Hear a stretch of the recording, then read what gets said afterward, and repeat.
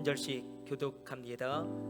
그 남은 백성과 제사장들과 레위 사람들과 문지기들과 노래하는 자들과 느디님 사람들과 및 이방 사람과 절교하고 하나님의 율법을 준행하는 모든 자와 그들의 아내와 그들의 자녀들 곧 지식과 총명이 있는 자들은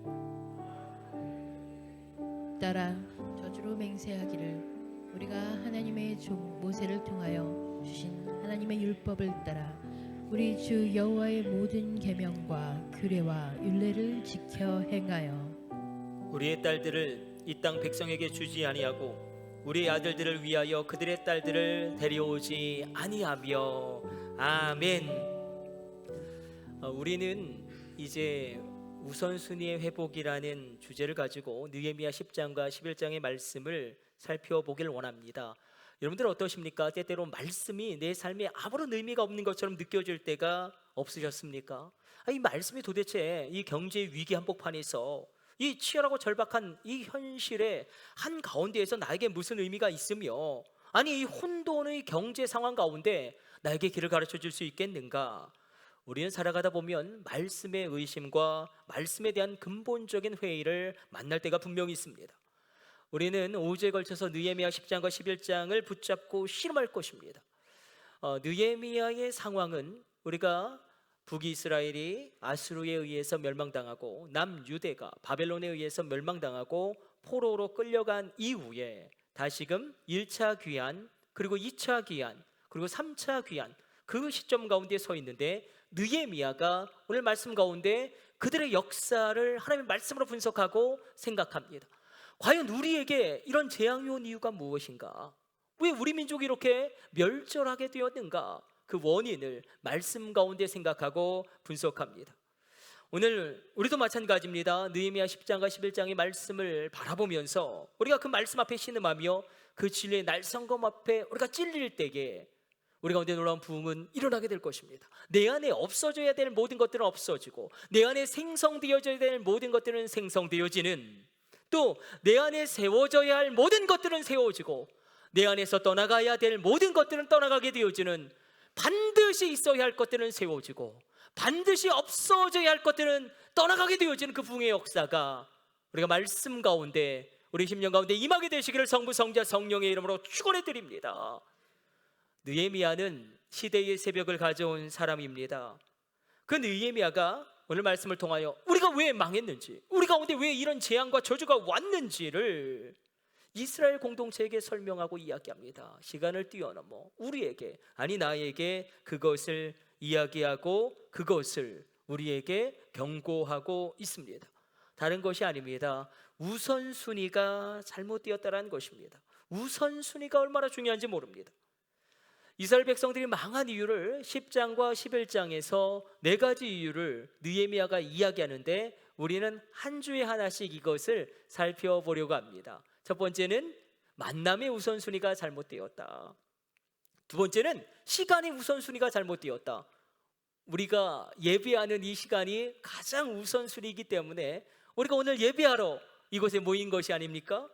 시간의 우선순위가 잘못되었다. 세 번째는 물질의 우선순위를 우리가 잘못 두었다. 네 번째는 장소의 우선순위가 잘못되었다. 이 4가지 우선순위를 우리가 한 주에 걸쳐서 하나씩 4주에서 5주까지 살펴보려고 하는데 오늘은 만남의 우선순위를 끄집어내고 있습니다. 오늘 사실 본문 10장 1절로 28절까지 명단이 하나 나옵니다. 많은 사람들의 이름이 등장하는데 이들이 무언가를 서약하고 인장을 찍고 결의하고 결단합니다. 느헤미야, 시드기야, 아사랴, 에레미야. 이들이 전부 누구인가? 이들이 도대체 무엇에 서약하고 무엇을 결단하고 무엇을 향하여 인장을 찍는가? 그것을 28절은 분명하게 우리에게 밝혀주고 있습니다. 28절에 이 명단에 들어가 있는 사람들의 한 가지 공통점이 나오는데 한번 28절 읽으면서 이들의 공통점이 무엇인지 우리 한번 찾아내 보도록 하겠습니다. 같이 28절 읽습니다. 그 남은 백성과 제사장들과 레위 사람들과 문지기들과 노래하는 자들과 느디님 사람들과 및 이방 사람과 절교하고 하나님의 율법을 준행하는 모든 자와 그들의 아내와 그들의 자녀들 곧 지식과 총명이 있는 자들은, 자, 이들의 특징이 하나 나옵니다. 이 명단에 이름을 올린 자들의 공통점은 무엇이냐면 이방 사람과 절교하고 하나님의 말씀을 따라 살기로 결단한 자들이라는 것입니다. 느헤미야가 오늘 절규합니다. 우리가 망한 이유가 무엇이냐? 우리가 저주받고 우리 가운데 재앙이 온 이유가 무엇이냐? 바로 만남이 잘못되었기 때문이다. 우리의 만남이 잘못되었다. 우리의 교제권이 무언가 문제가 있는 것이 아니겠는가? 우리가 믿음의 교제권을 형성하지 못하고 만나야 될 사람을 만나지 않고 만나지 말아야 할 사람을 만남으로 말미암아 그 결과 우리가 끝내 하나님의 말씀을 떠나게 되었고, 그 결과 끝내 우리가 우상을 숭배하고, 그 결과 끝내 우리가 망하게 되었다. 그리고 결단하죠. 이 결단이 엄청난 결단입니다. 우리는 그냥 읽었지만 이스라엘 민족 가운데 놀라운 결단이 30절로 등장합니다. 우리 같이 합독합니다. 우리의 딸들을 이 땅 백성에게 주지 아니하고 우리의 아들들을 위하여 그들의 딸들을 데려오지 아니하리라. 그렇게 서약하고 결의하고 인장을 찍고 결단합니다. 민족 전체가 결단합니다. 놀라운 일입니다. 그럼 도대체 만남이 뭐가 그렇게 중요하길래 이렇게 이런 만남으로 말미암아 재앙과 저주가 온다라고 이야기하는가? 잘못된 만남을 끊어내고 믿음의 만남, 믿음의 교제권이 형성되어졌을 때 왜 전혀 다른 인생이 열린다고 이야기하는가? 느헤미야는 이스라엘이 망한 첫 번째 원인을 만남에서 찾습니다. 그리고 다시금 말씀으로 도전하죠. 우리가 믿음의 만남을 회복하자. 우리가 하나님과의 만남을 먼저 회복하자. 우리는 그런 마음이 많죠. 내가 누구를 만나느냐 대수롭지 않게 생각합니다. 내가 누구에게 영향을 받고 있느냐, 또 내가 누구에게 영향을 주고 있느냐, 그렇게 심각하게 여기지 않습니다. 왜냐하면 우리의 삶이 너무나 복잡합니다. 나의 자녀의 문제가 너무나 급박하고, 회사의 업무가 너무 과중하고, 직장과 우리의 일터의 그 영역에서의 많은 문제들이 나를 짓눌러 오기 때문에, 또 엄청난 변동기이지 않습니까? 주식이 막 변동하고 있고, 또 막 부동산이 어떻게 될까, 이런 고민 가운데 우리는 만남을 중요하게 여기지 않는데 하나님 말씀하시죠. 만남이 중요하다고 이야기합니다. 한번 떠올려 봅시다. 신명기에서 하나님 말씀하시죠. 너의 앞에 내가 생명과 죽음을 두었다. 너의 앞에 내가 화와 복을 두었다. 하나님은 우리를 사랑하시기 때문에 자유의지를 주시죠. 내 앞에 분명히 생명과 죽음이 놓여져 있고 복과 저주가 놓여져 있는데 선택은 내가 해라. 더 무서운 말씀은 너희의 자녀와 너를 위해서. 선택의 원리가 하나 있었습니다. 떠올려 봅시다. 선택은 내가 하지만 선택한 이후에는 그 선택이 내 인생을 끌고 가기 시작하는 놀라운 선택의 끌고 감의 원리를 우리는 신명기의 말씀을 통하여 확인한 바 있습니다. 만남은 내가 선택하지만 그 선택이 내 인생을 끌고 가기 시작합니다. 술 마시는 사람들을 만나면 그 분위기가 나를 끌고 가서 나도 술을 마시기가 쉽상이고, 우상 숭배하는 사람들을 주로 만나면 나도 점포로 다니기가 쉽습니다. 불평과 불만하는 사람들을 만나면 나도 불평과 불만을 하게 됩니다. 고라 다단과 오니 모세에게 반역할 때에 그 주변에 있는 사람들이 그대로 물들어서 그렇게 반역함으로 말미암아 저주도 함께 받게 됩니다. 반대로 내가 정말로 늘 소망을 품는 사람을 만나면 나도 소망을 품게 됩니다. 우리가 예배드릴 때 자리에 앉는 것도 중요하죠. 정말로 성령의 뜨거운 사람 곁에 있으면 하나님의 임재를 나도 모르게 그냥 같이 누리게 되어버리는 것입니다.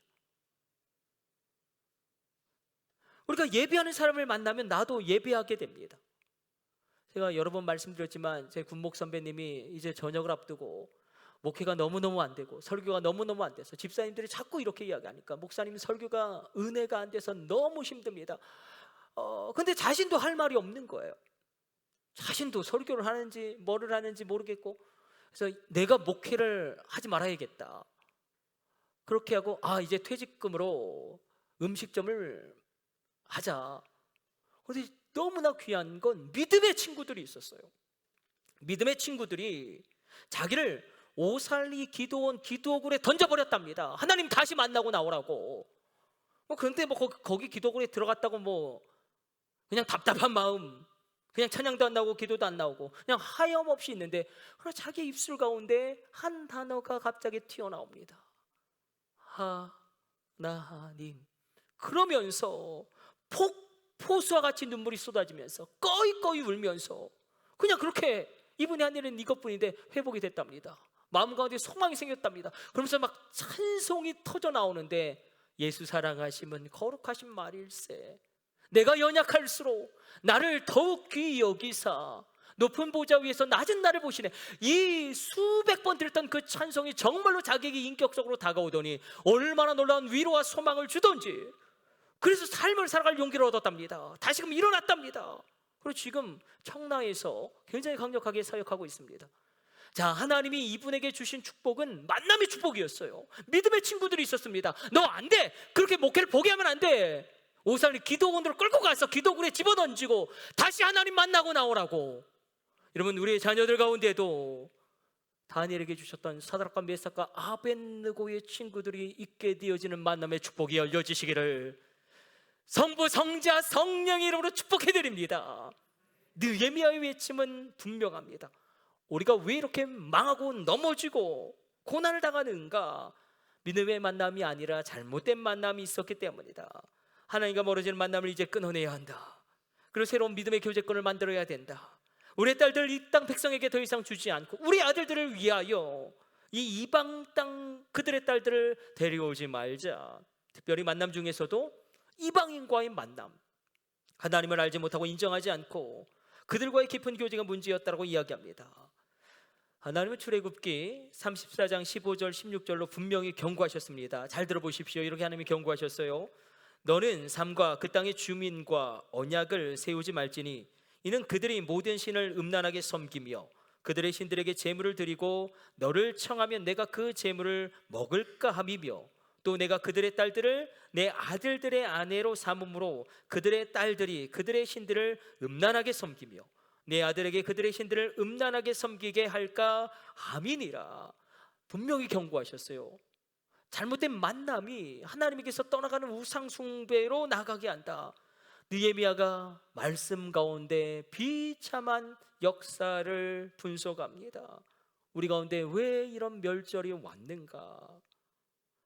왜 우리가 우상을 숭배하게 되어지고 하나님을 떠나게 되었는가? 그것은 바로 잘못된 만남 때문이라는 것입니다. 잘못된 사람을 만나서, 만나지 말아야 할 사람을 만나서 가지 말아야 할 곳을 가고, 만나지 말아야 할 사람을 만나서 하지 말아야 할 행동을 하고, 만나지 말아야 할 사람을 만나서 듣지 말아야 할 말을 듣고 따랐기 때문에 우리가 이렇게 망하게 되었다. 느헤미야가 외칩니다. 이 모든 지향의 시작은 만남 때문에 시작되었다. 사람을 하나 잘못 만나는데 그것이 우리를 우상 숭배로 끌고 갑니다. 그 우상이 물질의 우상이든, 그 우상이 사람의 우상이든, 그것이 명예의 우상이든, 그것이 야망의 우상이든, 느헤미야가 지적하고 있는 우상은, 저를 보세요. 우리가 이것을 알면 구약이 잘 보입니다. 구약에서 우리가 늘 예언자들이 경고하는 우상은 세 가지 종류의 우상이 있습니다. 바알과 아세라, 그리고 또 무엇이 있냐면 다곤이 있습니다. 바알과 아세라, 다곤은 늘 같이 가요. 여러분, 악한 사단도 삼일체 하나님을 흉내내면서 하나님을 대적하죠. 성삼위일체 하나님이 있다면 마귀적인 삼위일체가 있지 않습니까? 용이 있고 짐승이 있고, 그리고 거짓 선지자들이 있고, 삼위일체적으로 하나님을 대적하는데 여기도 마찬가지예요. 바알과 아세라와 다곤, 이게 같이 가요. 늘 이 마귀적 삼위일체가 구약에도 있는 것이죠. 바알은 비를 내리는 스톰가세요. 비를 내립니다. 이스라엘은 해발 850m 위치에 있기 때문에 물을 끌어오는 게 보통 일이 아닙니다. 비가 와야 합니다. 이른 비와 늦은 비와 시기적절하게 내리는 많은 비와 적은 비가 임해야 하는데, 비가 오지 않으면 한 해 농사는 그냥 끝나버리는 것입니다. 근데 이스라엘 백성들이 가나안 땅에 정착하면서 만나지 말아야 할 그들을 만납니다. 근데 그들이 뭐라고 이야기하냐면, 너희가 어디에서 왔는지 모르겠지만 여기서 비를 내리는 신은 바알이야. 여기서는 바알에게 기도해야 비가 내려. 내가 잘 들어보니까 너희가 섬기는 여호와, 너희를 애굽에서 이끌어낸 그 여호와 하나님의 또 다른 이름이 바알이 아닐까? 여러분, 이거에 넘어진 거예요. 이스라엘 백성들이 단 한 번도 여호와께 제사 지내지 않은 적은 없습니다. 문제는 바알에게 아침에 분향하고 저녁에 여호와께 제사 드린 것이 문제죠. 그들은 바알이 여호와의 다른 이름으로 그렇게 받아들이고, 이게 바로 종교 혼합주의지 않습니까? 그럼 아세라는 어떤 여신인가? 아세라는 바알이 있으면 바알 산당 가운데 세운 나무로 이걸 세우거든요. 우리 성황당 기억나십니까, 어르신들? 오래된 나무에 막 황색 실, 청색 실, 붉은색 실을 막 이렇게 늘여뜨려 놓고 거기서 막 빌잖아요. 그거예요. 바알 주변에 나무를 심어 놓고, 아세라는 다산의 여신입니다. 암소가 한 마리 소를 낳는 것과 연이어서 10마리 건강한 소를 낳는 것은 엄청나죠. 농경으로 살아가는 사람들에게 있어서. 그래서 아세라는 다산의 여신이에요. 그리고 아세라와 바알이 성행위를 하면 비가 내리는 것입니다. 그러면 다곤은 무엇이냐? 곡식의 신입니다. 바알이 비를 내려주지 않으면 안 되죠. 비를 내려주면 곡식의 수분이 충분히 스며들어야 그 곡식의 나달이 익어가고 튼실하게 성장합니다. 그 다곤은 굉장히 나쁜 우상이에요. 그래서 이렇게 모양도 이렇게 손 모양이거든요. 그러면 이걸 멀겋게 이걸 달궈서 어린아이를 여기다 던져서 인신제사를 드렸던 가나안의 아주 가증할 우상 숭배. 우상의 이름은 바알과 아세라, 다곤으로 다 다르지만 분명히 이 우상들은 이 땅의 번영과 풍요에만 집중하게 합니다. 이 땅만이 전부인 것처럼 살아가게 합니다. 이 땅에만 매이게 합니다. 우리가 신약을 읽어가다 보면 누가복음 17장 26절 30절로 깜짝 놀라게 됩니다. 구약에는 대표적인 두 가지 심판이 나옵니다. 노아의 시대에 임한 물의 심판이 있고 롯의 때에 임한 불의 심판이 있는데, 예수님이 왜 이런 심판이 왔는지 이유를 이야기하시는데 그 이유와 원인이 너무나 어찌 보면 황당합니다. 누가복음 17장 26절로 30절까지 한번 잘 들어보십시오. 이렇게 예수님이 심판이 온 이유를 말씀하십니다. 노아의 때에 된 것과 같이 인자의 때에도 그러하리라. 노아가 방주에 들어가던 날까지 사람들이 먹고 마시고 장가들고 시집가더니 홍수가 나서 그들을 다 멸망시켰으며, 또 롯의 때와 같으리니 사람들이 먹고 마시고 사고 팔고 심고 집을 짓더니 롯이 소돔에서 나가던 날에 하늘로부터 불과 유황이 비오듯 하여 그들을 멸망시켰느니라. 인자가 나타나는 날에도 이러하리라. 아니, 이게 무슨 큰 잘못인가? 먹고 마시고 장가가고 시집 가야죠. 먹어야 살죠. 장가가고 시집 가야죠. 하나님 생육하고 번성하라고 말씀하시지 않았습니까? 그리고 사고 팔아야죠. 집도 지어야죠. 사고 팔고 집도 짓고. 그게 왜 문제인가? 나 예수님 말씀하신 것은 무엇이냐면, 이것은 일상적인 일들인데 이게 왜 심판의 이유로 예수님이 언급하시냐면, 예수님 말씀하시는 것은 사람들이 그저 이 땅만이 전부인 것처럼 살았다는 것입니다. 이 땅에 모두 매여버렸다는 것입니다. 기도라든지 예배라든지 하나님이라든지 이런 것은 전혀 신경 쓰지 않고, 내가 죽는다든지 내가 하나님 앞에 나중에 서게 된다는 것을 전혀 인식하지 못한 채 이 땅에 매여버렸다는 것입니다. 이 땅만이 전부인 것처럼 살아가니 하나님의 심판이 임할 수밖에 없었다. 이 땅에 매입니다. 하나님을 바라보지 못합니다.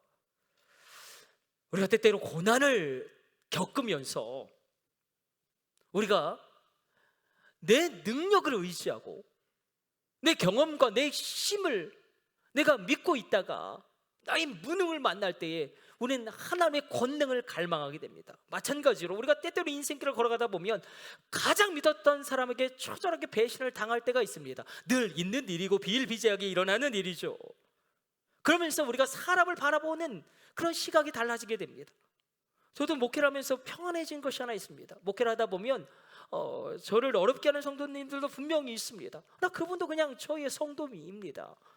목회를 하다 보면 목회를 돕고 정말로 저를 위로해주고 함께해주는 성도님도 분명히 있습니다. 그분들도 여전히 저에게 성도입니다. 인간은 다 그렇습니다. 10번 잘해줘도 한 번 잘못해주면 그렇게 뒤틀리는 것이, 돌아서는 것이 우리 인생이지 않습니까? 그래서 오늘 이것만큼 우리가 꼭 붙잡고 가기를 원합니다. 하나님, 내가 사람 때문에 흔들리지 않겠습니다. 하나님, 내가 사람 때문에 요동하지 않겠습니다. 내가 사람 때문에 무너지진 않겠습니다. 여러분, 이 분명한 결단과 마음의 분명한 심지가 굳건히 박혀지시기를 주님의 이름으로 축원해 드립니다. 자, 느헤미야가 경고한 것은 바로 이것입니다. 바알과 아세라 다고는 하나님을 바라보지 못하게 합니다. 이 땅에만 매이게 합니다. 이 땅의 번영과 풍요에만 집중하게 합니다. 이 땅만이 전부인 것처럼 살아가다 보면 어떤 일이 발생할까요? 하나님이 원하시는 것은 이것입니다. 사실 하나님은 우리가 건강하기를 원하시고 우리가 풍성하게 살기를 원하십니다. 어떤 아버지가 자식이 어렵게 살기를 원하는 아버지가 어디 있겠습니까? 그러나 하나님 원하시는 것은 하나님이 내게 물질을 주셔도 내가 물질에 매이지 않고, 하나님이 나에게 건강을 주셔도 내가 그 건강에만 집착하지 않고, 하나님이 나에게 명예와 권력을 주셔도 그것에 지배당하지 않고 그것에 매이지 않고, 오직 내게 주신 사명에 매여 그것을 사용하는 빛과 소금이 되는 그 진리의 삶을 내게 원하시는데, 이스라엘 백성들은 하나님 물질을 주시니 그 물질에 매여 버리고, 하나님이 안정을 주시니 그 안정에 지배당해 버립니다. 하나님이 권력과 명예를 주셨을 때에, 그 지경을 넓혀 주셨을 때 오히려 그것에 노예가 돼서, 여러분, 삶의 진정한 변화는 세상의 주장과 논리에 탐복하는 것으로 일어나지 않습니다. 수많은 세상의 소리가 있습니다. 그러나 진정한 변화는 나를 향한 하나님의 말씀에 내가 귀를 기울이고, 그 말씀, 나를 향하여 하나님이 주신 그 말씀을 내가 붙잡을 때에 우리 진정한 변화는 시작될 것입니다. 한번 내 심령 가운데 진지하게 질문해 봅시다. 나는 매여 있습니까? 나는 풀고 있습니까? 만약 내가 매여 있다면 무엇에 매여 있는가? 때때로 우리의 삶이 마치 엔진 브레이크가 걸려서 앞으로 전진하지 못하는 자동차처럼 어떤 올무에 매여서 나아가지 못할 때가 있습니다. 과거의 수치에 매여서 꼼짝도 못하고, 과거의 상처와 과거의 실패, 아니면 과거의 죄악된 습관에 매여서 꼼짝도 못할 때가 있습니다. 그러므로 여러분, 풀려지시기를 축복해 드립니다. 풀릴지어다, 자유할지어다. 우리 찬양당이 찬송했지만 이전 것은 모두 잊어버리고 내가 표대를 향하여 달려가는 그 달려감이 회복되시기를 축복해 드립니다. 설교의 결론입니다. 하나님이 진정으로 원하시는 것은 이것입니다. 결국은 만남이 중요한데, 우리가 복음 안에서 만남의 풍성함을 누리는 것입니다. 한번 잘 들어보세요. 에덴 동산에서 인간은 행복했죠. 왜 행복했습니까? 관계가 좋았습니다. 수직적인 관계, 하나님과 인간의 관계, 하나님과 아담과 하와의 관계가 너무 좋았습니다. 하나님과 늘 동행했고 하나님과 친밀하게 교제했습니다. 그러다 보니까 아담과 하와, 인간과 인간과의 수평적인 관계도 좋았습니다. 아담이 하와를 향하여 뭐라고 이야기합니까? 이는 내 살 중에 살이요 내 뼈 중에 뼈로다. 그러다 보니까 인간과 자연 환경과의 관계도 좋았습니다. 땅이 열매를 내고 땅이 결실을 내어주었습니다.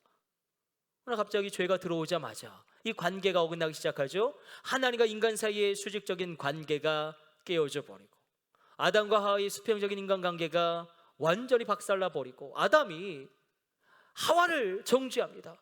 하나님이 나에게 준 저 여자가 이 선악과를 먹게 함으로 이런 어려움을 겪게 되었습니다. 그리고 이제는 땅이 엉겅퀴와 가시를 냅니다. 여러분, 우리가 언제 행복합니까? 어려서 언제 행복합니까? 어려서 행복하려면 부모님과의 관계가 좋아야 합니다. 학창시절에 행복하려면 친구와의 관계가 좋아야 합니다. 장성하면 부부 관계가 좋아야 행복한 것입니다. 재미있는 연구 결과가 나왔는데, 하버드 대학의 남자 졸업생 268명의 삶을 72년간 정말 추적한 조사 연구 결과가 나왔습니다. 이때 우리가 잘 알고 있는 존 F 케네디도 연구 대상에 들어가 있어요. 이 연구는 백화점 재벌이죠. WT 그랜트의 지원으로 그랜트 연구라고 해서 불리죠. 행복한 삶에는 어떤 공식이 있는가라는 그런 질문에서 연구가 시작되었습니다. 그리고 그 결과를 시사 월권지 그 애틀랜틱 머슬리가 공개했는데, 그러니까 1937년 당대의 하버드 대학에 다니던 2학년 남학생들 268명의 인생을 추적합니다. 그 결과는 어떠했는가? 그들은 과연 행복하게 살았는가? 행복하게 산 사람도 있고 행복하게 살지 못한 사람들도 있겠죠. 그럼 왜 행복하게 산 사람은 행복하게 살았고 행복하지 못한 사람은 왜 행복하지 못했는가? 놀라운 건 여러분, 하버드 대학의 그 268명의 남학생들 3분의 1이 정신병에 걸렸다라는, 정신질환을 겪을 정도로 불행했다라는 3분의 1이. 도대체 왜 그럴까? 다 같이 똑똑하게 그 명문대학에 들어갔는데, 스카이에 다 들어갔는데, 그렇게 들어갔는데 왜 어떤 사람은 불행하고 어떤 사람은 행복하고, 아니 그리고 왜 3분의 1이 정신질환에 걸릴 정도로 그런 불행한 삶을, 약을 먹지 않으면 삶을 영위하지 못하는 그런 삶의 나락으로 곤두박질 쳤는가 궁금하지 않습니까? 그래서 이 연구를 마지막에 이제 마친, 시작하신 분이 있고 마친 분이 달라요. 왜냐하면 72년 동안 연구 추적 조사했기 때문에. 그래서 하버드 의대 정신과 조지 밸런트 교수가 이 연구의 마지막을 이제 맡았는데 그렇게 결론을 내렸습니다. 삶에서 가장 중요한 것은 인간관계이고, 행복은 결국 내가 사랑을 줄 수 있느냐, 또 내가 사랑을 받을 수 있느냐, 그것으로 결정되었다. 다시 말해, 행복한 사람들은 의미가 있는 인간관계가 풍성했다라는 것입니다.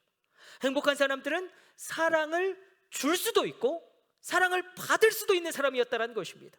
그러나 이 인간관계가 한순간에 이루어지지 않고 평생을 걸쳐서, 마치 우리가 오래된 그런 화초를 잘 가꾸듯이 그렇게 인간관계를 소중하게 가꾼 사람들이 결국은 행복하게 살더라. 우리가 정원을 예쁘게 가꾸듯이 그렇게 인간관계도 가꾸어야지. 그래서 내 주변에 정말 의미가 있는 인간관계가 풍성한가?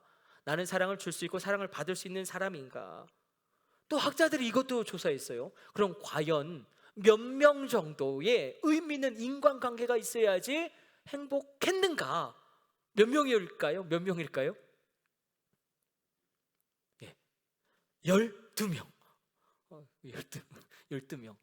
예수 믿는 분들이 조사한 건 아니지만 12명. 그러니까 행복한 사람들은 의미가 있는 인간관계에 있는 사람들이 12명 이상 되었다는 것입니다. 그것이 가족이든 그것이 친구든 그것이 같은 교회의 교우든지 간에 인간관계, 의미 있는 인간관계를 나누고 있는 12명 이상의 사람과 교제하고 있는 그런 사람들은 행복하게 살더라. 아주 불행한 사람들은 4명 미만이면 불행에 빠지더라. 여러분, 느헤미야 오늘 10장은 명단을 들게 이야기합니다. 그래서 이야기합니다. 이들이 나와 함께한 사람들의 명단이다. 느헤미야는 그 이름을 하나하나 빠짐없이 기록합니다. 놀라울 정도입니다. 그런데 이런 명단을 우리는 정말로 어떻게 보면 갑자기 생뚱맞게 로마서에서 만나게 됩니다. 로마서가 얼마나 중요합니까? 믿음으로 말미암아 우리가 구원을 얻는다. 그럼 믿음으로 우리가 구원을 받은 다음에 우리가 거룩을 향하여, 성을 향하여 달려나가야 한다. 근데 로마서 마지막에 어떻게 끝나는지 아십니까? 명단으로 끝납니다. 사도 바울이 로마서 16장에서 34명의 명단을 이야기합니다. 자신이 평생 갖고온 의미 있는 인간관계에 있는 사람들을 언급합니다. 자신의 친구, 믿음의 동역자, 자신의 가족과 친척. 그래서 로마 교회에 있는 26명, 또 고린도 교회에 있는 8명을 그렇게 이야기합니다. 아주 쫙 그 명단을 이야기하는데, 이런 사람은 나에게 이런 의미가 있고, 이 사람은 나와 이런 스토리를 가지고 있고, 나는 이런 사람에게 이런 사랑을 줬고, 저 사람은 나에게 이런 사랑을 베풀었고, 내가 그 사랑을 받았고. 근데 처음으로 소개하는 사람이 누굴까요? 사도 바울이 처음으로 소개하는 사람이 이게 우리로 깜짝 놀라게 합니다. 누구냐면 베베 집사님이에요. 베베 집사님, 고린도 교회 갱그리아 교회를 섬겼던 베베 집사님. 이분은 로마서를 가지고 직접 로마 교회를 갔던 분이기도 합니다. 이분은 그러나 크게 대성한 여자 사업가예요. 로마 시대는 그게 가능했어요. 비즈니스 영역에서 여자도 얼마든지 부를 축적할 수 있었습니다.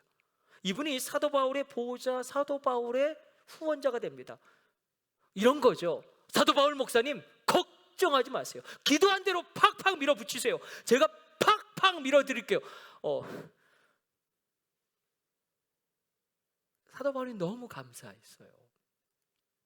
정말 우리의 자녀들이 이런 놀라운 비즈니스맨들 일어나게 되시기를 간절히 바라고 원하고 축복해 드립니다. 나의 후원자다. 우리 브리스와 아굴라 부부도 꼭 언급을 하죠. 그 다음으로 언급하죠. 브리스길라 아굴라 부부도 텐트 메이커였는데 브리스는 로마 귀족의 딸이었고 그리고 브리스길라는 로마 귀족의 딸이었고 아굴라는 유대인이었죠. 그런데 이 부부도 역시 텐트 메이커였어요. 사업가였어요. 지금으로 치면 실내 인테리어 업자, 굉장히 성공했던 분들입니다. 특별히 이분들이 사도 바울의 선교를 후원합니다. 사도 바울이 자비랑 선교를 했지만 그러나 이분들의 후원이 얼마나 컸는지 모릅니다. 무엇보다도 그거 아시죠? 에베소 교회에서 사도 바울이 맞아 죽을 뻔했습니다. 그때에 브리스길라와 아굴라가 생명을 걸고 사도 바울을 지켜냅니다.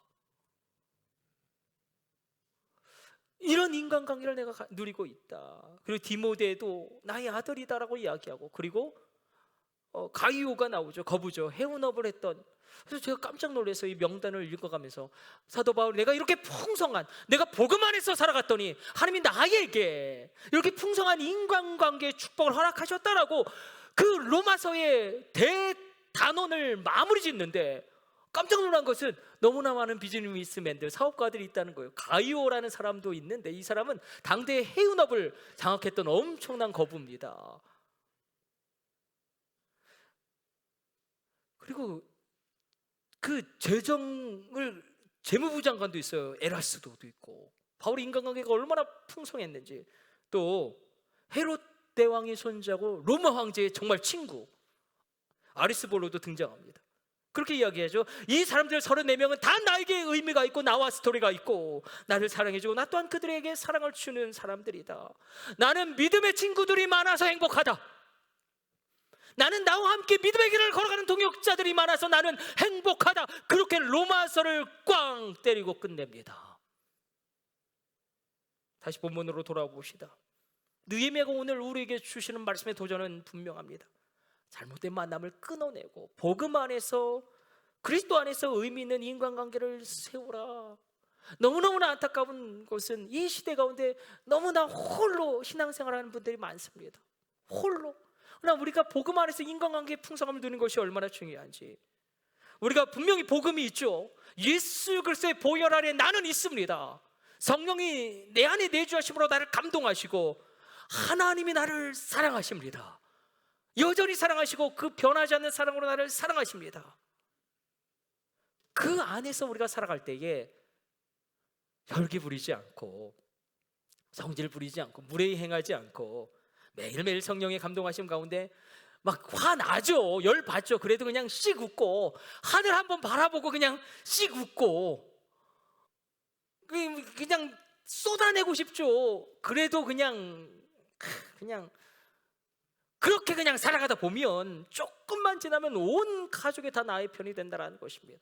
그렇게 지나다 보면 온 교우가 나를 보배롭고 존귀하게 여긴다는 것입니다. 그렇게 미워했던 원수가 나를 높이고 존중한다는 것입니다.